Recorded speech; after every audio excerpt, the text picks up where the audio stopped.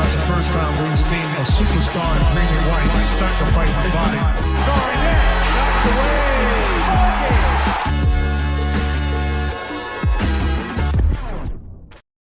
Welcome into another episode of First to the Floor. Ben Vallis here. Thank you for joining us. Hope you're doing well. Alongside me, cool, calm, and collected despite the loss, it's Wayne Spoony. Spoons, how you doing, sir? You shouldn't have seen me last night. It was neither calm nor cool. I'm never cool, and I definitely was not collected. But I'm doing good, man. Ben, Jake, guys, I'm dealing with writer's block right now. Oh, man. And it's brutal. Yeah, I've had 2 paragraphs written in this Drew Holiday deep dive I'm writing for 3 days, and I have not written another sentence. And I just keep thinking of Drew puns for the title and get no further. So, yeah, it's been great. It's been a good basketball week for me. Oh, well, folks who are watching live here on YouTube, hit us up with your best Drew puns. Hit us up with your best unblockers for Spoony so we can get him going again. But that must mean you're a legit writer, because I guess it happens to the best of them, right? So, yeah, me and Stephen King. Yeah, same. Now, look, we had Salty Jake on Celtics late night last night. Jake, has the salt been reduced at all? Have you balanced the flavor profile? Yeah, a little bit. I'm back to a bit more measured, a bit more, a little bit more faith, a little more belief in specifically Peyton Pritchard, I think, was really who I directed a lot of the salt at last night. And Drew Holiday.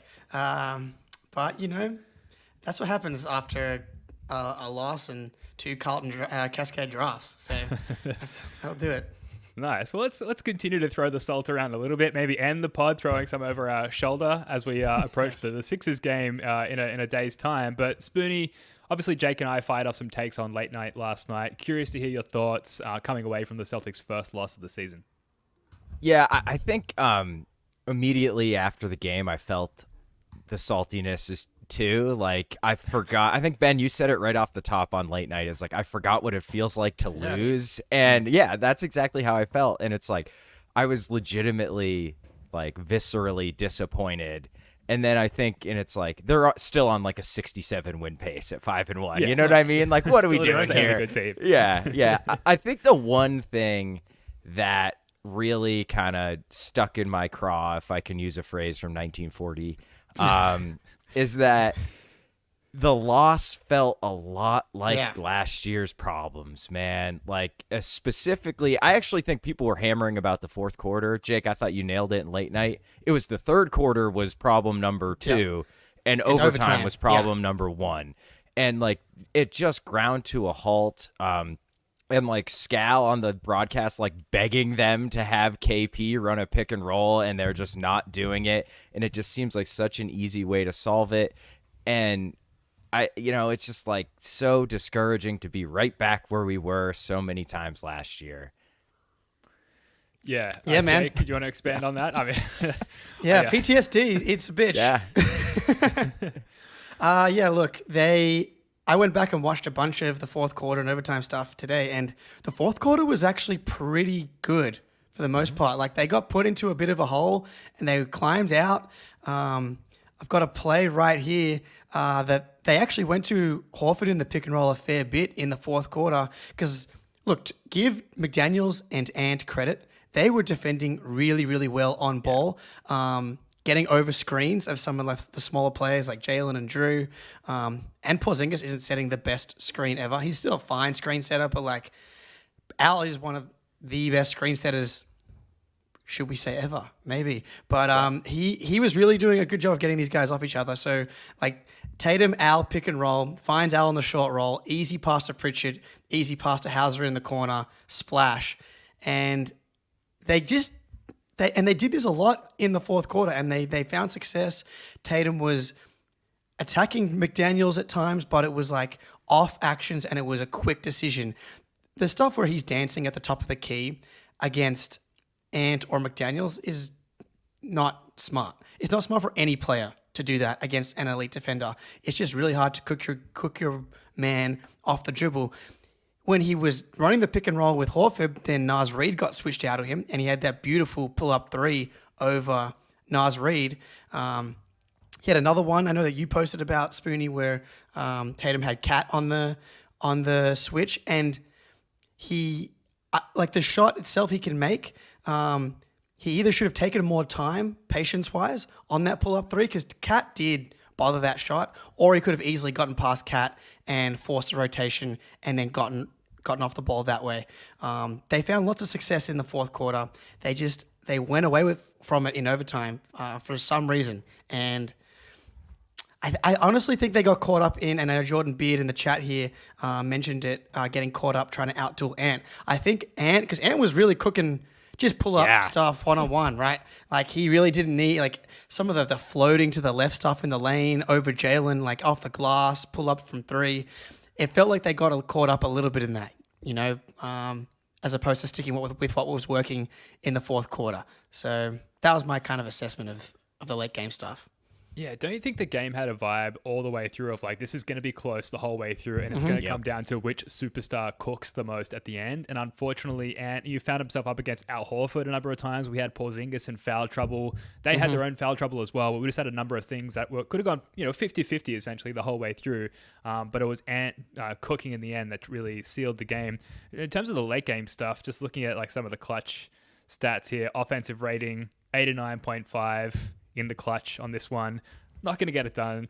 We talked about it on late night last night. Spoonie, I want to hear your thoughts on this as well, though. It was kind of like the exact moment where the game was lost, where 2 consecutive possessions the Celtics ran, Drew handling the ball with Jaylen coming up to set the screen. And I've had more time to think about it since last night, and I guess in theory, like the spacing around that action, you can understand theoretically the looks that might have been generated off that action. I don't think that we've seen much of that combination so far this season. I don't like Jaylen as a screen setter really at any point. Like, I just don't think that's where he excels in really anything off ball, offensively and defensively. Are you okay with them running that action, especially, given the outcome? So, if the Jays have a weakness, they might be the worst screen setters in the NBA. Neither of them know how to set a screen, and it's absolutely... Tatum never even makes contact. He just slips it every single time. But, and I think the other side of that is, like, it's a little... That's your 1 and your 2 guard running the pick and roll. They can switch that so easily. Conley can stay in front of Jaylen Brown, and then you're putting... Anthony Edwards on to Drew, and Drew's not doing anything against Anthony Edwards one-on-one. So what advantage are you really gaining unless they concede the switch, which I thought Minnesota did an incredible job of never conceding the switch. And then on the flip side, Ben, you said it, or maybe Jake, that Ant was cooking Al Horford because we just conceded that switch so easily, and we just let him get there. And then, Minnie is just absolutely not giving up any bad mismatches unless they absolutely have to. I just really don't understand the advantage you think you're gaining when you're going Drew, Jaylen pick and roll. Whereas if you have KP, who is being guarded by Rudy Gobert, set the screen for literally anyone else on the team, if they concede that switch, then you've got Rudy Gobert isolated, top of the key, and he's not protecting the rim. And the flip side is, if he doesn't concede the switch, then they're scrambling. You can hit KP rolling in behind him or popping, and Gobert's out of position there. You get open shots for KP all day with that accident. So it just made absolutely zero sense to me. Scal's screaming at them to get KP involved. And that's what we did in both the Knicks game and the Heat game when we won those games in crunch time. So it just I think you guys are right. Like, I really think the Jays were like, oh, Ant just hit a step back on Horford. Now I'm going to hit one that in your eye. And that's just not, especially on the road, that is just not winning basketball. I will say as well, like, I do think that there can be value in, like, the smart Tatum 2-man game was successful. I do think that can be a part of the offense, because there was the one play where Tatum screened for Drew and here, I've got the clip here actually. Tatum's, it's like the biggest shot of the game. Tatum screens for Drew. Jaylen clears to the corner, and they kind of both go with Tatum, who's rolling down the middle, and that left Jaylen open in the corner, because Tatum has like the most gravity out of anybody on the court. And like looking back on it, like that's an interesting action, because like getting Tatum on the short roll is great. Like I feel he's feeling confident in that mid range. And Anthony Edwards is notorious for having Jaylen Brown defense syndrome. Maybe it's an Atlanta, Georgia thing, where he's bad off ball. He's really good, Yes. a really good defender on ball, but off ball he gets lost all the time. And that was an example of a play where it worked really well. And again, they didn't go back to it in the overtime. Yeah, So and it's I good think stuff the key here. there is Tatum's the guy setting the pick, Yeah. not Jaylen Brown. Like, they don't care about Jaylen Brown in the short roll. They're thinking, well, just pick his pocket, or Exactly, he's going to yeah. make a bad decision. So I think that's the key. Is like, why is Tatum not setting the screen for Drew Holiday in that case? So it just goes back, like, that is the two guys that makes the least sense, JB and Drew, to be in the primary action to me. Yeah, so look, the text on the highly clickbaity thumbnail for this podcast is a loss to learn from it. I'll admit to making that. You got to do what you can to get clicks in this world of Celtics podcasts. But if you had to guess, Spoonie, the first thing that the Celtics are looking at in the film session, we'll assume it's already happened. What's the first thing they're looking at? What's the first thing that they're trying to play back and learn from? I think so. Even that clip, Jake, you just showed, I think shows it perfectly. McDaniels does not concede that switch. He gets himself back to Tatum, and I think it was Conley gets himself back to Drew. How to attack an elite defense. Yes. And I think we saw some of their issues. Like, part of why they were going ISO and it looked ugly is because Minnesota is an incredible defensive team. It's like shocking to watch them compared to them last year. Like, they just look so drilled now.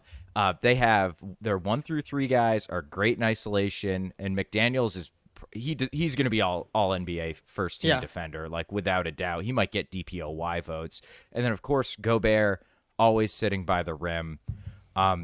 So I've got a clip here, and I think the big thing is, like, we have lived with just basically matchup hunting against teams.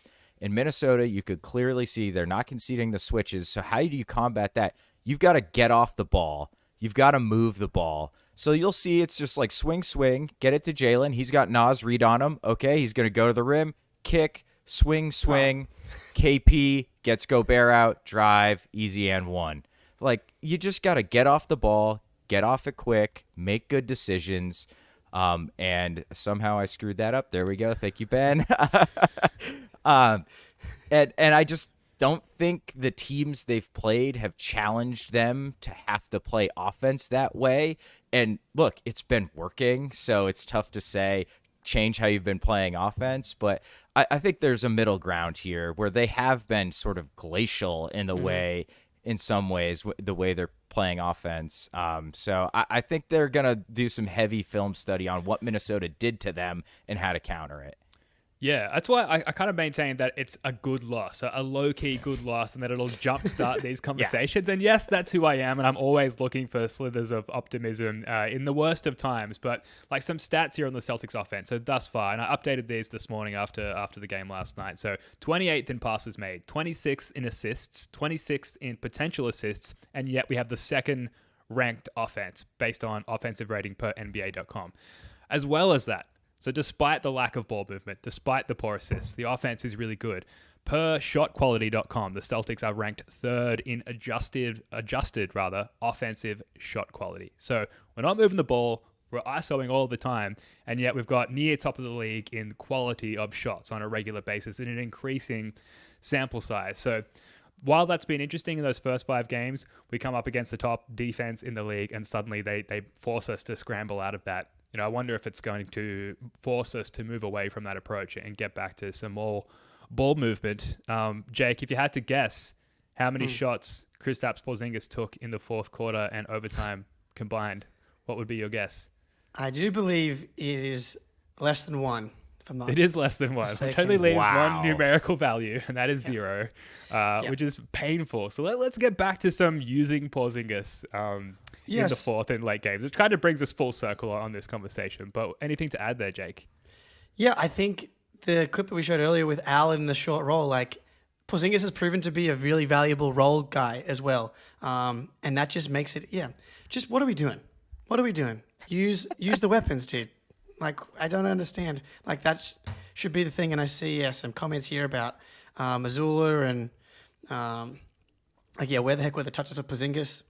Agreed. That being said, Porzingis, like, had his struggles, like, offensively. He got to the line 10 times, but, 5 for 14.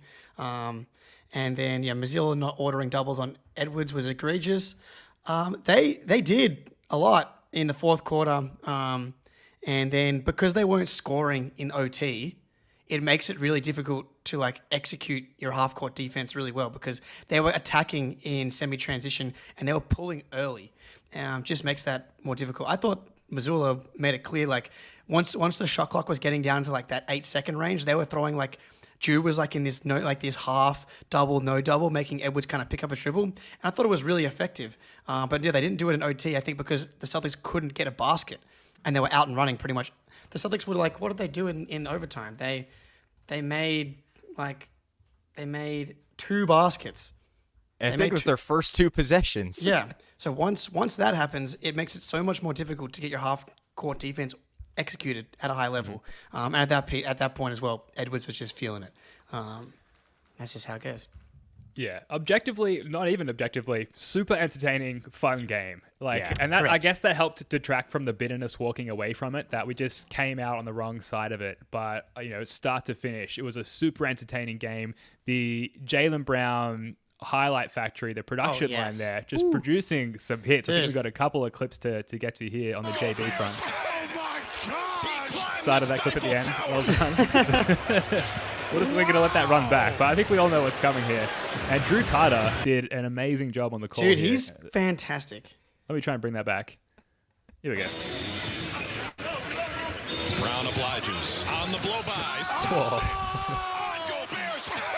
Climbing the French Alps there. And then this one, which you tweeted out, Spoonie, a few moments later. Again, starting the clip way after the fact. Give me a moment here as we look to edit this out of the podcast later. The spin around the Porzingis pick there, just over the half-court line, spin into a pull-up 3 moments after that dunk. I was getting huge vibes of this game cannot be lost, just based on how in his bag Jaylen Brown was. And Jaylen said it after the game. Unfortunately, these highlights are now mirrored in the flavor of a loss, very much like Jaylen Brown's dunk over Donovan Mitchell a year ago. But still, nonetheless, extremely fun. Had me jumping off my couch. I don't know about you guys, but I had one of those insane out-of-body experiences when Jaylen climbed the French Alps there. The Jays were awesome in this game, like up until overtime. Like in the fourth quarter, they were a combined 6 for 10. Throughout the game, they were excellent on both ends. I thought the defense as a whole was fantastic. Like, we're a Drew Holiday C- game away from winning this game by 7. Like, if we haven't spoken about Drew yet, but he was probably at the top of the list of if they just have a better game, that they win this game quite easily. 4 for 16, 3 turnovers. So we're going to get to, first of all, an ad break, and then we're going to get to a new Spoonie-produced segment called Contrarian Corner, where if you're wondering why we haven't talked about certain people yet, Peyton Pritchard, then those names are going to come up very soon. But I'll give you right of reply, Spoonie, on the Drew Holiday situation. Anything that you want to add on that side of things, because it was a pretty disappointing outing from Drew.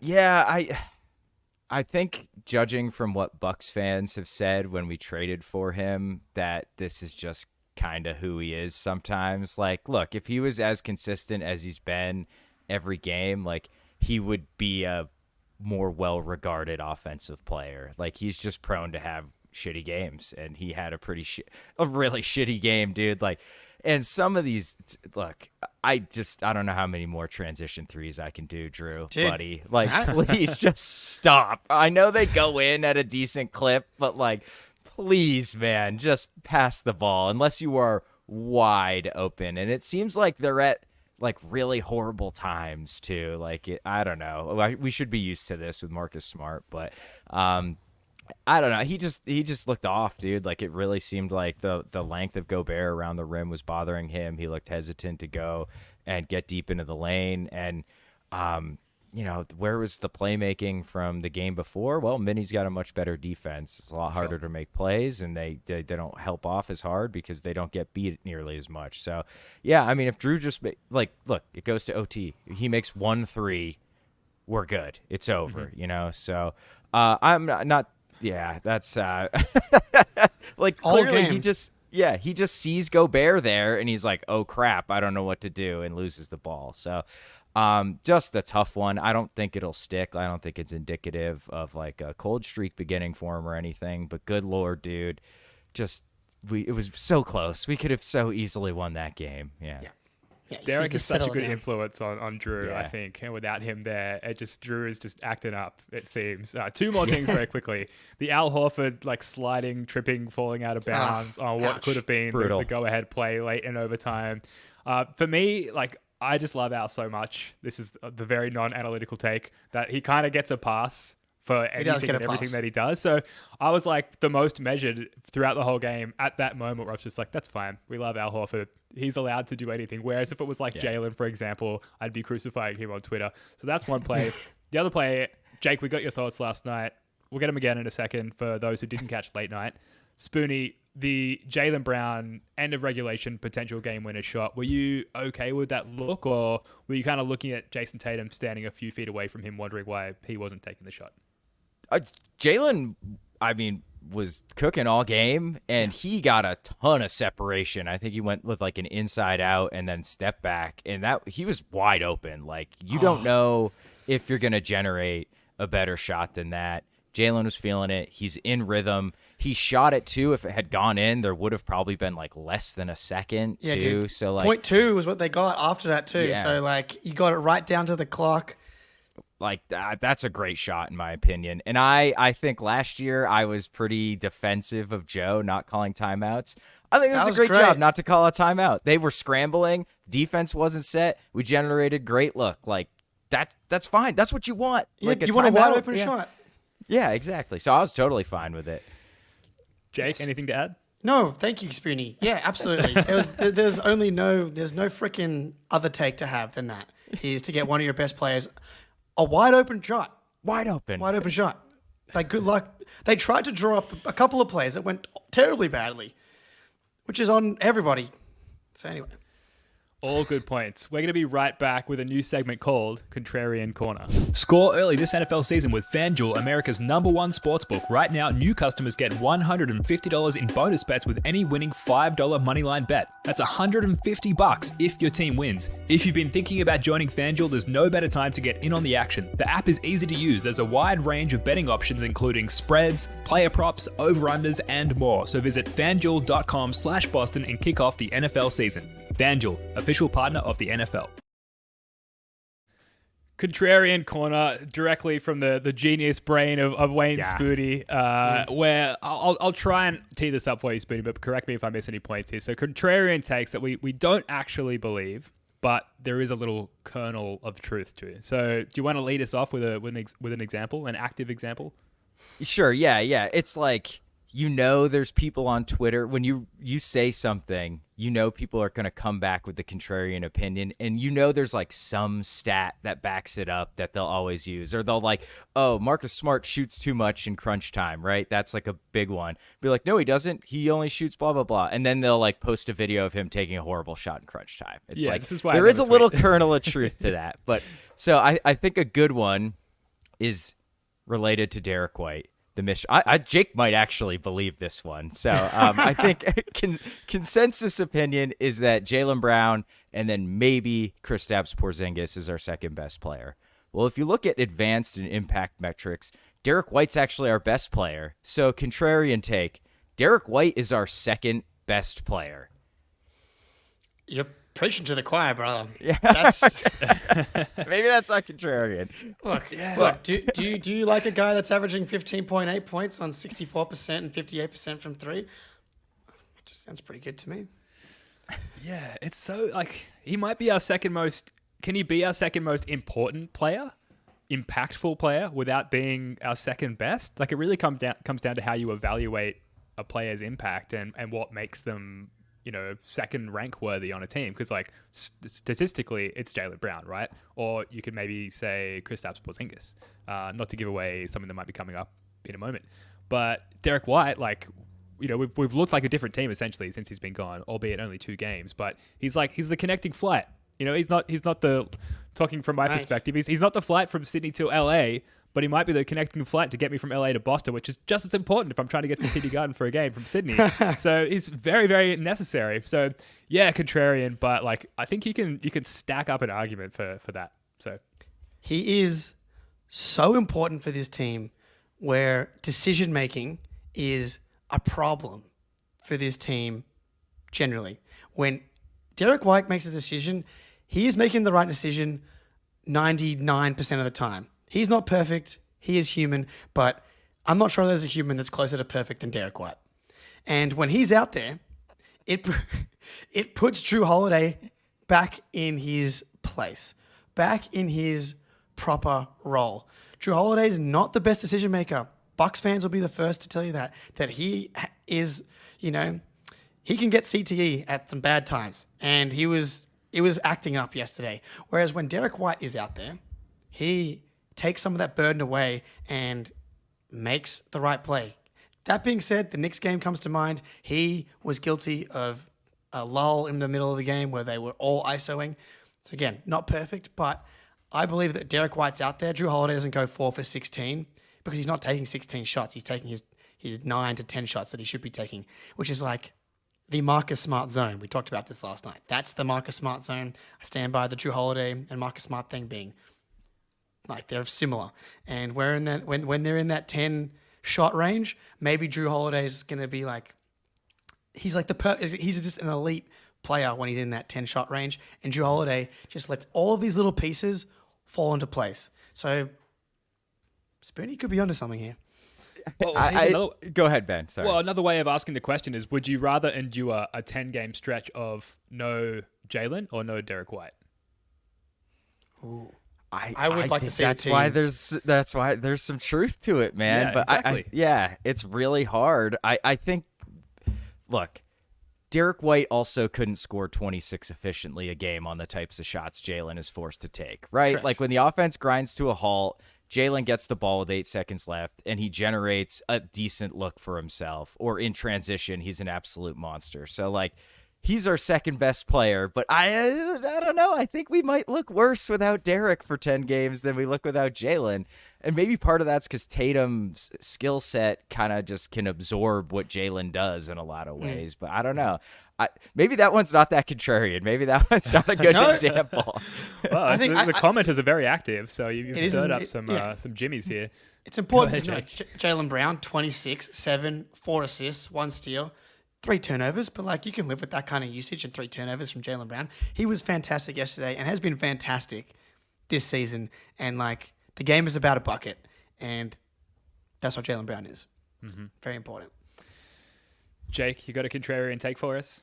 I do. Actually, you guys have kind of queued a couple up here for me. I'm going to skip through here. PP is on his way out of the league. Oh, that's contrarian. Is it? I think it is. That's very contrarian. We just re-signed the guy. We just extended him.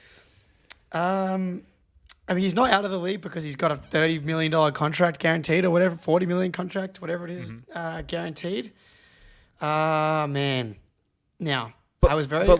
yeah, go on. Like the Evan Fournier out of the league. Yeah. Right? Like where Yeah, he just sure. is glued to the bench and is never going to play, and he's just dead money. Where I'm pretty sure that Brad re-signed Pritchard for the tradable salary more so than his belief in his ability to impact the Celtics' ability to win a championship. So I will say, though, it's bad right now. Like right now, he looks... And it's...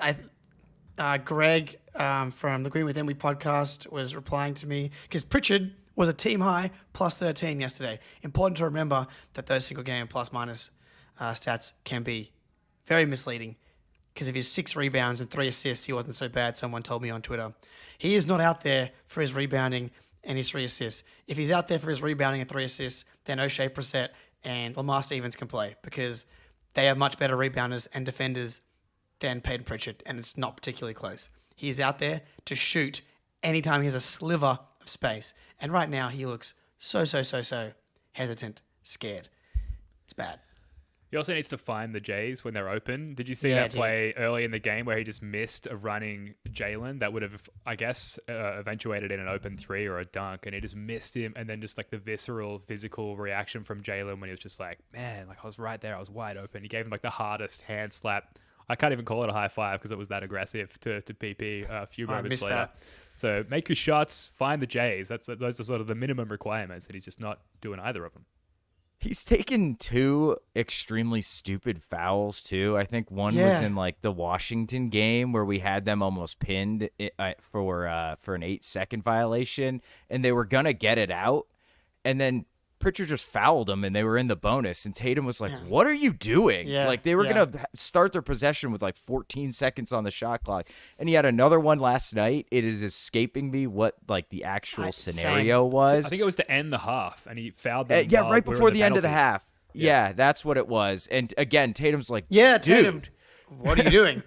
they're at half court with 2 seconds left. Why are you giving them free shots? So I think it's just indicative of right now, this is probably the worst we've ever seen Peyton Pritchard play. Because even last year, he'd come in garbage time and hit a couple threes. But I will say, the rebounds, the assists, it is nothing. But he's playing at a level, if he just starts making his shots, he'll be valuable again. He's going to start taking his shots. He's going to start taking his shots. That's the bigger problem right now. Last night? 1 3-point attempt in 20 minutes. That's insane, dude. I want to see him. I want to see him come out, get off the bench tomorrow night, and take like a 30-footer. Like, I don't give a shit, dude. Just like get your swag back, take a deep ass Steph Curry 3. He can make them. He shot like 37% on those last year. Like, he needs to do something because I do think this is contrarian, because I do trust Pritchard to make his shots. I think he'll stick around in the league for a long time, but like if it keeps going like this, it may be the correct take very soon. Is he even going to play tomorrow in the battle for the 1 seed against the Sixers, which we'll wrap the pod on talking about and previewing that game? But if you're Joe Mazzulla and you want desperately to win this game, are you looking at alternatives like Svi Mykhailiuk or O'Shea Brissett, or someone who could bring a little bit more tangible value to a game against a large team like the Sixers? I just watched Pritchard's 3 assists while you were talking, and They're not impressive. He's just standing there, and off-ball stuff is happening, and he finds Jaylen 3, hits Hauser for a 3, and I showed the play earlier with swinging the ball to Hauser. If he didn't make those plays, then he, mate, you got to walk back to Boston again from Minnesota this time, as opposed to Washington. I wouldn't play him tomorrow. I would try someone else. I'm not saying bench him forever, but it's an important game. I would go to O'Shea, Svi. I would like to see Svi in this role because he really can juice the offense, I think, and has the size. Ben?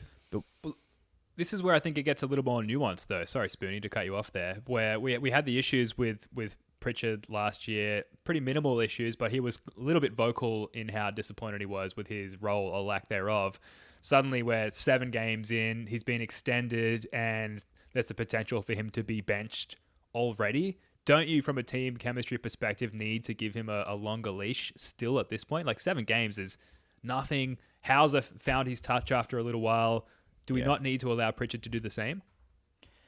I would make this the last game of the leash because this is a perfect matchup for him. Philly does not play defense like Minnesota. They don't get up into ball handlers. Embiid's always in that super deep drop.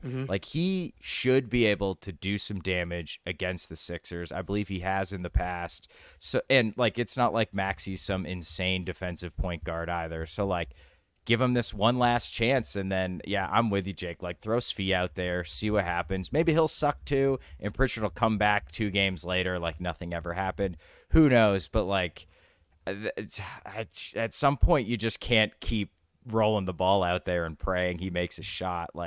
He's not even close on some of these threes. You are right on Pritchard having success against the Sixers. For his career, he's averaging 60% from the field, 53% from 3. So maybe you're onto something there, that this is definitely a spot that he can be successful.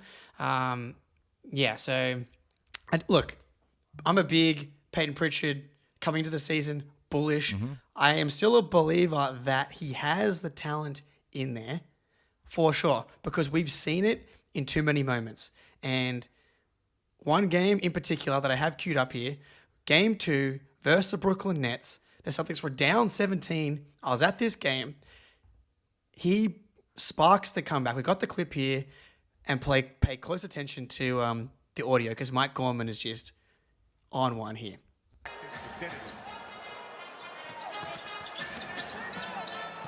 White keeps on going with the dribble, gets to Pritchard. Pritchard in the lane. takes it, makes it. There you go. Pritchard off the bounce. Big shot. Pritchard, he crosses over. Pull up by Pritchard and goes. 2 for 4 for Pritchard off the bench. Pritchard. Tatum got Kyrie on him. Irving trying to use the body. Pritchard off the bounce, crosses over, takes it. Got it! Gosh! Are you kidding me? What a gamer! Boston's got a lead. Up against the clock. Here he goes. Crossover, step back, shot is up. Big time. Who is that guy? Come Who on, is that? dude. Notable the that guy. Tatum was the assister on that last play Yeah. as well. Gorman, man. I got chills, man, watching that.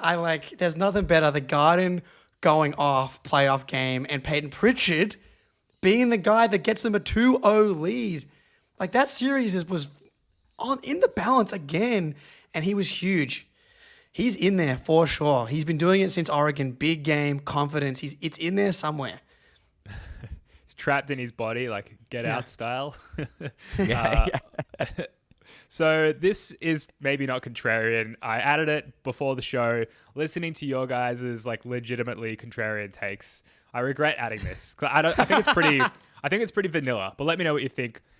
Is Kristaps Porzingis a bit soft, or has that already been known about him and I'm just discovering this? Because to borrow a term from Charles Barkley, he's a little light in the ass. He gets pushed around quite easily under the bucket. I know Gobert is like one of the bigger bigs in the league, but it seems like on either end when he's hustling for rebounds, he's just very, very easily pushed off of his mark. And then I feel like going for loose balls when they're 50-50 attempts, he's never the successor in those situations either. He has a softness about him that I'm only just newly discovering, and I don't think it aligns well with like the ethos of the team necessarily. And he also seems to constantly have a gripe with referees. He kind of has, I might say, a shit-eating grin at sometimes, but it goes beyond just a friendly, playful grin, which, again, I don't think it aligns with the focus that this team going for a championship needs to have. Is he a little soft? Oh. I was going to say that CJ in the chat said it, but I was going to say he flops a lot on rebounds, like when he does not need to at all. And it's really kind of embarrassing, frankly. But I guess it also, like, the flip side of that is, like, in the Garden, everyone's screaming, fuck you, Porzingis, or fuck you, Kristaps. And he hits like a huge nuts 3 in their eyeball and ices the game with free throws. Like, that is the opposite of soft. He wasn't soft there. I'll give you that. Yeah. So like his game is not soft, but maybe like his personality is, if that makes sense. Yeah, look, offensively, definitely not soft. I feel like he's been better than I thought he would be on the boards, honestly. I thought he was going to be worse on the boards. He's been okay. I do agree, Ben. Like, there's plenty of times where I'm like, I feel like he could have contested that. I feel like he could have got a hand on that. You know, I think that's part of the package. I also will say he's a different player when he's in foul trouble and when he's not in foul trouble on both ends, especially defensively, though. And he's been in foul trouble a lot to start the season, and maybe that's going to be a trend, but in the Heat game, foul trouble, he was in foul trouble yesterday, and defensively, that's just going to make you a worse defender. So if we can kind of keep him out of foul trouble, he can stay out, because he takes dumb fouls. He's taken a couple of dumb fouls too. Like, he had one reach-in foul yesterday after the Celtics missed a shot. Yeah, where the play was over and he should have gotten back. You just cut any of those fouls out and save them all for defense, and I think he's going to be fine. But yeah, that's something that I've definitely noticed as well, is that when he's in foul trouble, it looks much worse. So stay out of foul trouble, but definitely something to track is the foul trouble. Thanks, Lane. Are they soft fouls? Any other contrarian takes before we move on to the Sixers game? Brissett or Stevens should take Sam Hauser's minutes. The argument being like That is contrarian. Hauser's shooting is less important on a team where you're starting everybody on the starting lineup can shoot, and you have two bigs that can space the floor, so you can get away with a 4-man who is kind of a non-shooter, and the benefits on the defensive side outweigh any positive value from Hauser's shooting. This is one I truly do not believe at all. But like, Neither of maybe us an do. argument. Yeah, look, I mean, the real, and it's not contrarian either, is to say that Brissett or Stevens should take Pritchard's minutes, because if he's not going to do anything on offense, then what's the point of him being out there and just go more size and more defense? But Hauser's up to like 38% from 3 on the season, I think, already. So, and he was 3 for 8 yesterday. Yeah, he's fixed it. Like, again, we don't need to, but we're going to. He's been a good shooter for literally since they started tracking his stats 7 years ago. So we're going to come up with as many ways to say that as possible throughout the year every time he has a bad shooting night. But yeah, Hauser 3 for 8 yesterday, all on big threes. I trust him. And defensively, I saw someone in the chat saying he's bad defensively. He's not. Again, he was good yesterday defensively on Anthony Edwards. He's rebounding. He's like making hustle plays. He's been excellent, in my opinion. And I want more. This is one of those arguments where you can make it during the game. If Hauser comes off the bench cold and misses his first 2 shots, you could just tweet this contrarian take out there, and people would jump on it in support of it. But yeah, it's hard to support now given what we've seen from Hauser. And like the house trap is still a thing. 100% He's still dude. luring attackers down into the post as they try and take him on there, and he just can stay in front of them. I will say, if I had to hit a shot to save the world, I would want to do so over Sam Hauser's outstretched hand, because it does seem to invite makes. But regardless, he's still there constantly. He gets the hand up. He doesn't get shook by his opponent very often, which is great to see. I was stoked when Lamar Stevens was first off the bench yesterday. I was thinking, hallelujah, the gods have answered my prayers. Like, finally, this podcast is reaching the right audience because they've answered our prayers. And he played 4 minutes and we never saw him again. Nope. So that did not last. I guess like the level-headed response to this contrarian take is like, we've got a lot of good young prospects on the bench who can give us what we need on any given night. And it's just unfortunate that we don't know who's on to start each game. And sometimes Joe has lucked into it. But I think Hauser's the most consistent. And so he's the guy you go with all the time. But it's healthy for us to have guys like nipping at his heels, potentially taking that rotation spot off of him. So I like that take. That might be my favorite one. Hauser's good, man. He's just good. Yeah. He's just good at basketball. He's just solid. Perfect. Good decision maker again. And I like those guys out there. He feels like he's getting more confident. And I want to see some of that like secondary playmaking stuff that we saw in the preseason. Anything else to get to? Should we get onto the Sixers very quickly? Yeah. Yes. Okay, cool. So both teams, Celtics first in point differential per cleaning the glass. Philly second in point differential, just below them at plus 15.3. This is a Titan matchup. This is, I think, the most, this is the biggest game of the season so far, to put it simply. Absolutely. Both jockeying for top seed in the East. Both teams hate each other. There's which I'll bring up time and time again and have done since the beginning of this podcast, the emotional fuck the Sixers factor, where losing to the Wolves yesterday hurt, right? But losing to the Sixers and allowing their momentum to continue to build would be very painful for me personally, and I think a lot of people who listen to the show. So we have to win this game. It is a must win. That said, Jake, how are you feeling going into this one in terms of the Celtics' prospects to win this game in Philadelphia?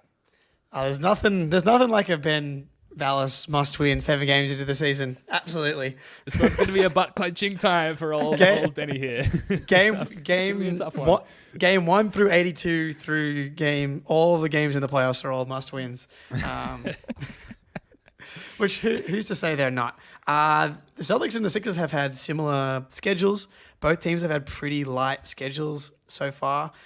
Both games that they've lost have been against the 2 good teams that they've played. Sixers being against Milwaukee, Celtics being against Minnesota. Granted, I do think that the Knicks will find their level, and the Heat, when they play the Celtics, are a good team. Doesn't matter what their record is. They play like a conference finalist team, regardless of what their record says. This is going to be awesome. And I do think that the bounce back Celtics will be in attendance tomorrow because they're going to go back, watch this film. They know the 2-1 seeds, Joel Embiid, the last time the Celtics played the Sixers, second round, game 7, Tatum drops 51. Tatum's been on fire to start the year. And we have the Embiid stopper. The last time, Al Horford. I think this is a great time. I feel like people are tepid, lukewarm on what Al's done so far this season. I think he's been great for the most part. The block against Cam Thomas is coming into my mind right now. He's been solid defensively, and I think the drop with Al could be a little worrisome, and Tyrese Maxey, but we should have Derrick White back, and obviously Drew Holiday will be there. Let's get over those screens, make Maxey uncomfortable, but I would expect a big offensive game from the Celtics tomorrow. Derek coming back, I think, is huge for this matchup because we seem to be liking Drew on like bigs and big wings, maybe to like save Tatum a little bit from having to bang around with some of the. I mean, he was on Cat for like most of the game last night. So, and I just think he's a little slower. He's 33, kind of lost a step, maybe not as quite as good on those really quick guards. But that's Derek's specialty.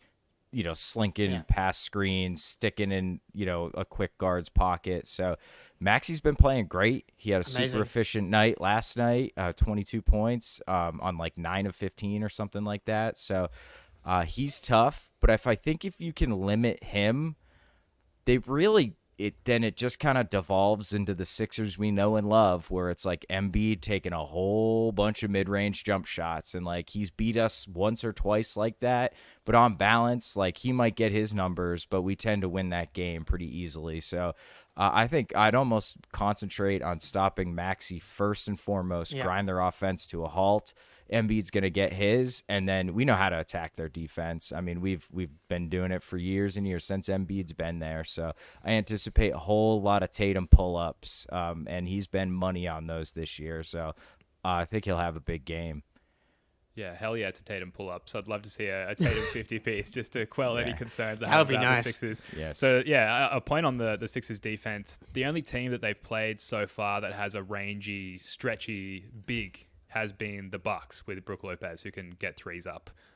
Beyond that, they've played the Raptors, the Blazers, the Raptors again, the Suns, and the Wizards. And their only loss has been to the Bucks with that rangy, stretchy big. So enter Kristaps Porzingis, who, despite my claims of softness from moments ago, obviously going to be integral in pulling, and Al as well, and just the interchangeableness, if that's a word, of Al and Porzingis, always in to pull their bigs out of the paint. Obviously, that's going to be a factor against all teams all season, but particularly against Embiid, making him work, making him move his feet. I mean, as I'm saying it, I'm like, geez, we've played these guys so many times. We know the formula. I know. And Porzingis just plugs into that so well, so I'm excited to see that. Don't get it twisted, though. The Sixers have been fantastic. The Celtics #1 net rating, the Sixers #2 net rating. Like this, there's like the four best teams in the league have been Celtics, Sixers, Nuggets, Timberwolves. Those are the top 4 teams in net rating so far. The Timberwolves, I think, was a really good spot for us to. Yeah, I'm starting to buy into this. This was a good loss, Ben, because if the Timberwolves loss leads to a big Celtics win, then I'll take a Timberwolves loss every day of the week. So I'm definitely buying in on that. But this is gonna we're not gonna walk into. I don't think, especially in the regular season, the Sixers love to actually play well in the regular season. This is gonna be a big game. I'm actually getting a little bit nervous even. Talking about it. Question: what would you do with the start? Yeah, No, I'm going to freak out. So, go ahead. Jake, I was you're just the going to calm ask one. this, Jake. I was just going to ask this. Okay. Yeah. Go. You go. Oh, no. Yeah. Do you start Al? Because it's Embiid. I think so. And like someone in the chat, literally, DJ Daniel, a classic CLNS audience member. Oubre is the difference. No more 4-on-5 with Tucker on offense. So here's the thing, though.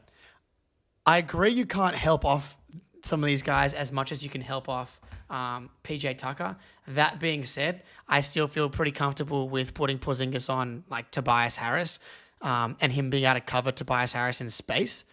Like, I don't know. I don't really think that Tobias Harris offensively is cracking guys off the bounce consistently. I've seen Porzingis defend in space pretty well against like Brunson and Tyler Hero, I would be very comfortable starting both those guys. I am very intrigued to see where they go because you can definitely see them just trying to go at the starting five. But I would start Al. I think you got to have Al on Embiid. Yeah, that's a tough one. And it's not like Al has just been stopping Embiid at the rim all of the time, right? Like that's a huge part of the recipe, but it's also the help that we send and where we send it from behind him always, and the timing of that help. And that's going to hopefully continue to be a factor whether or not Al's out there. But I think Al just like getting down low and sort of anchoring that initial stage of defense on Embiid is important. So I think you have to start Al, right? Like historically, it would be foolish not to do so.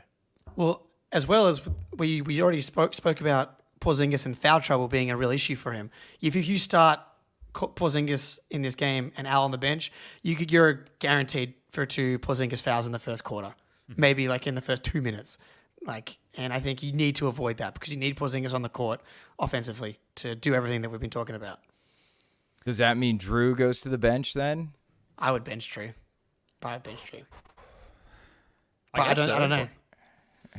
I mean, I guess you could say Derrick hasn't played for a couple days, so, come off the bench, get the feel for the game back a little bit. But I think that would be kind of crazy. And Drew off the bench, we've had trouble scoring with the bench. Kind of makes some sense.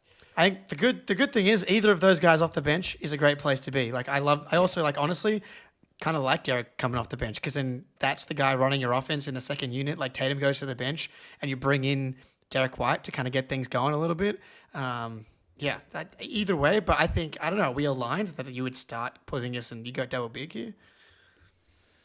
I think so. I think. Go ahead, Spoons. Oh, I was going to say, we're going to see Luke in that case. Are we okay with that? Well, let us not forget in the game, was it last season I think it was last season, Rob and Al were out and we had Luke Cornett and Blake Griffin as our big men for the game, and the Celtics won that game. So, and amazing. Cornett positive has been Cornett positive the last couple of times. He's been good. He's been fighting, and I actually think that the Embiid matchup, it's not good. It's not a good matchup, obviously, but I think Cornett can put his hands up and run around and battle out there. Embiid's not a great rebounder, and the fight that I've seen from Cornett on both ends on the glass has been all we've asked for. And if he can carry that into the next game, I think he can be useful and impactful. He did get his 1 rebound last night. He hit his quota. I can't believe it's 1. I swear I gotta go find another one. Yep, scrub the game, correct the statisticians there in Minnesota because clearly they got one wrong. All right, we might leave it there. We are firing up our playback room tomorrow. I don't know how we're going to do it. We are going to manage it. We've got some competing priorities there as far as just family issues, and I got to get to a hospital to get my knee operation bandages off, but Jake's going to fire up our playback room a couple of minutes before tip off there, and I guess Spoonie and I will be joining him as soon after that as possible. So that's playback.tv/first to the floor. Just sign up with your League Pass account if you're not already familiar with Playback, and it's a live watch party. We're all in the room there together, reacting and hanging off every single possession and every Luke Cornett rebound. It's a lot of fun. So playback.tv/first to the floor. All right, that is going to do it for this one. Thank you so much for joining us. Spoonie, Jake, love your work, guys. Until next time, go Celtics. I love the Celtics!